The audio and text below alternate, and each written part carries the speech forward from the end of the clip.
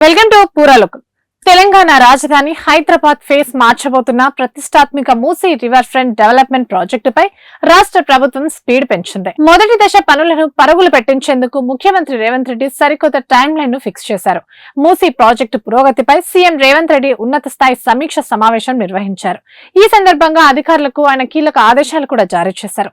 మూసీ నది పరివాహిక ప్రాంతంలో ఇళ్లు కోల్పోయే నిర్వసితుల పట్ల అత్యంత మానవీయ కోణంలో వ్యవహరించాలని సీఎం స్పష్టం చేశారు.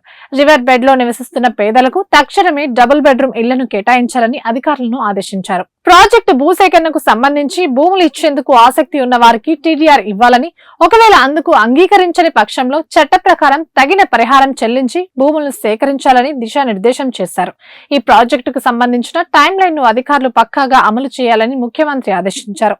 ఇప్పటికే మే 23న కన్సల్టెంట్ ద్వారా సమగ్ర ప్రాజెక్ట్ నివేదిక సమర్పణ ప్రక్రియ విజయవంతంగా పూర్తయింది.